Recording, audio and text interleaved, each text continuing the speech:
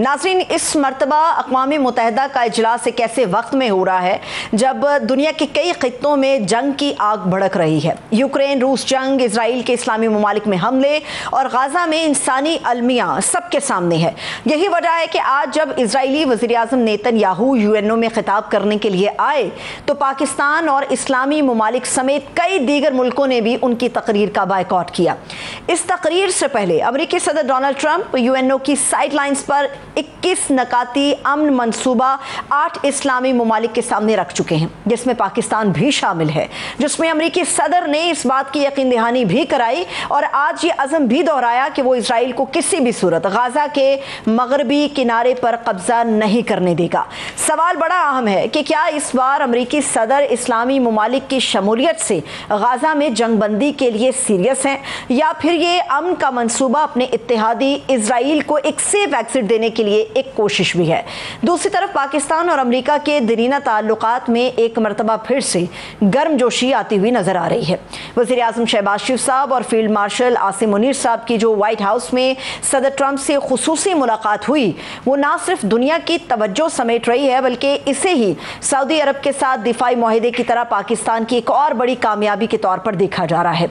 अमेरिकी सदर Donald Trump ने अगर पाकिस्तानी वज़ीर आज़म को ग्रेट लीडर कहा तो वहीं पर वज़ीर आज़म शहबाज शरीफ ने भी अमरीकी सदर को अमन का दाई करार दिया। सवाल उठ रहा है कि अमरीकी सदर की पाकिस्तान को इतनी अहमियत देने के पीछे वजूहात क्या हैं? क्या ये गर्मजोशी खित्ते के बदलते हुए हालात का तकाजा है या फिर पाकिस्तान की बढ़ती हुई स्ट्रेटेजिक अहमियत को डोनाल्ड ट्रंप भी तस्लीम करने पर मजबूर हो चुके हैं? इसके अलावा पाकिस्तान के अंदर जो सियासी एक मंजरनामा है उसके ऊपर भी बात करेंगे। मैं तारुफ कराऊंगी, इस वक्त मुस्लिम लीग नून के सीनियर रहनुमा है, प्राइम मिनिस्टर शहबाज शरीफ साहब के कोऑर्डिनेटर हैं इख्तियार वली खान साहब, उन्होंने हमें ज्वाइन किया। इख्तियार साहब, सबसे पहले तो बेहद शुक्रिया आपके कीमती वक्त के लिए। मुझे ये इख्तियार साहब बताइएगा कि आज जो हमने प्राइम मिनिस्टर शहबाज शरीफ साहब की स्पीच को सुना जनरल असेंबली में, वो बड़ी ही ज़बरदस्त थी। वो तमाम नकात जिनके ऊपर एक आम पाकिस्तानी सोचता है, बात करना चाहता है, सवाल भी उठाता है, आज उन्होंने पूरी दुनिया के सामने उन तमाम मामलात को उठाया भी, सवालात भी रखे और अपने अज़्म का आदा भी किया। लेकिन मुझे ये सर आपसे जानना है कि क्या आपकी नज़र में ये जो खिताब किया गया है, इस खिताब के बाद आप वाकई किसी बैनुल-अक़वामी हिमायत की तवक्को भी लेकर बैठे हैं? बिस्मिल्लाहिर्रहमानिर्रहीम। बहुत शुक्रिया सरवत बहन। देखिए, हमने अक़वाम मुत्तहिदा की जनरल असम्बली से बड़े लीडरों को सुनते देखा है। पाकिस्तान के कई रहनुमा गए हैं, सबने अपने दौर में अच्छी अच्छी तकरीरें की होंगी, लेकिन मेरे ख्याल में आज अक़वाम मुत्तहिदा में वज़ीर आज़म शहबाज शरीफ की जो स्पीच थी उसने हर पाकिस्तानी का सर फ़ख्र से बुलंद कर दिया है और उन्होंने जो नकात वहाँ पर पेश किए हैं, मेरे ख्याल में वो हर पाकिस्तानी और मुस्लिम उम्मा के हर बंदे की धड़कते दिल की एक आवाज़ है।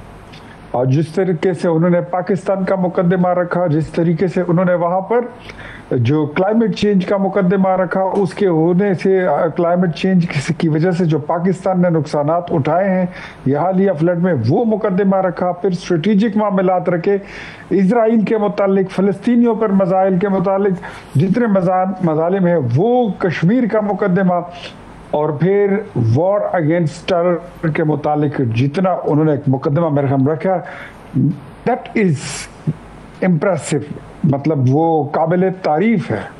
और कल जो आपने उनके मुलाकात आपने देखी होगी रात को, हमारी तो रात ही थी प्रेसिडेंट ट्रंप के साथ जी। मुझे ऐसा लगा जो मुझे यहाँ पाकिस्तान में बैठ के फीलिंग हो रही थी बहैसियत एक पाकिस्तानी, कि पहली दफ़ा हम अमेरिकन प्रेसिडेंट के साथ बैठे थे, हमारे हाथ में कोई कशकोल नहीं था,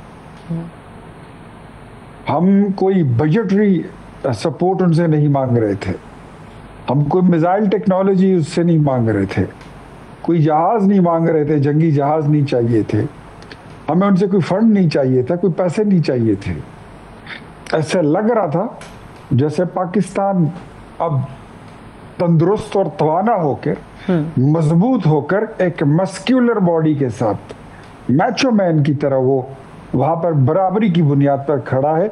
अपनी अहमियत वो दुनिया को दिखा चुका है। 10 मई को सिर्फ इंडिया को नहीं बल्कि आपने पूरी दुनिया को वर्ता हैरत में डाल दिया कि अमेरिकन टेक्नोलॉजी के बगैर आपने किस तरीके से जो यूरोपियन टेक्नोलॉजी थी उसको किस तरह राफेल तैयारों को कव्वों और चीलों की तरह गिरा दिया। S-400 के मिसाइल सिस्टम आपने नीचे गिरा दिए, उसको आपने फेल कर दिया। फिर उसके बाद डिप्लोमेटिकली जिस तरीके से आपने ईरान और इजराइल के बीच में इंटरवीन किया और उसमें जो आपका किरदार रहा, दैट इज मेरे ख्याल में मार्वेलस।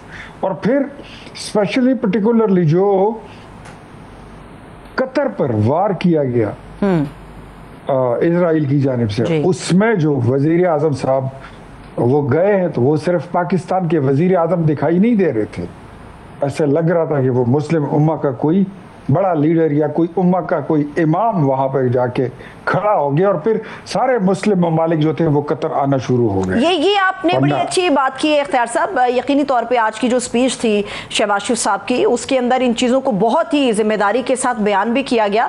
लेकिन जो एक खुशाइंद बात थी, बावजूद इसके कि हम भारत के ऊपर इस वक्त बर्तरी हासिल कर चुके हुए हैं और इसका इजहार आज एक मरतबा फिर से किया गया, लेकिन प्राइम मिनिस्टर साहब की तरफ से दोबारा से भारत को कहा गया कि जी हम आपके साथ बातचीत करना चाहते हैं, मुज़ाकरात करना चाहते हैं। और ये आज की बात नहीं है, पिछले काफ़ी लंबे टाइम से हमारे मुल्क से ये पैगाम दिए जा रहे हैं भारत को कि हम आपसे बातचीत करना चाहते हैं। इख्तियार साहब, लेकिन सबसे अहम ये है कि ये सिर्फ क्या बयानात तक महदूद है या किसी सिफारती चैनल का इंतखाब भी आपकी हुकूमत की तरफ से किया गया है जिसके जरिए से भारत के साथ बातचीत आगे बढ़ाई जाएगी या शुरू की जाएगी? देखिए, फिलहाल तो ऐसा सच कोई चैनल नहीं है, लेकिन एक बात ये जरूर है कि पाकिस्तान ने इस वक्त खित्ते में जो अपनी पोजीशन बना ली है, जो आपका स्ट्रेटेजिक मुआहदा हुआ है सऊदी अरबिया के साथ, तो वो आपने देखा होगा उसके अगले रोज ही रॉयटर्स की स्टेटमेंट आ गई थी, कहते हैं कि सऊदीया जो है वो पावर बन गया है। अब ये मुस्लिम ब्लॉक की जो मुस्लिम नेटो अल्लाह करे ये बनने जा रहा है, जिस तरह ऑर्गेनाइजेशन ऑफ इस्लामिक कंट्री की एक तंजीम थी, एक मुर्दा घोड़ा था जिसमें जान डाली है पाकिस्तान ने, और पाकिस्तान की तरफ से उसकी इमामत हमारे वजीर आजम कर रहे हैं और फिर हमारे फील्ड मार्शल मिलकर कर रहे हैं। इन दोनों की जोड़ी को अल्लाह सलामत रखे, बेहतरीन परफॉर्मेंस है और जिस तरीके से वो आगे बढ़ रहे हैं।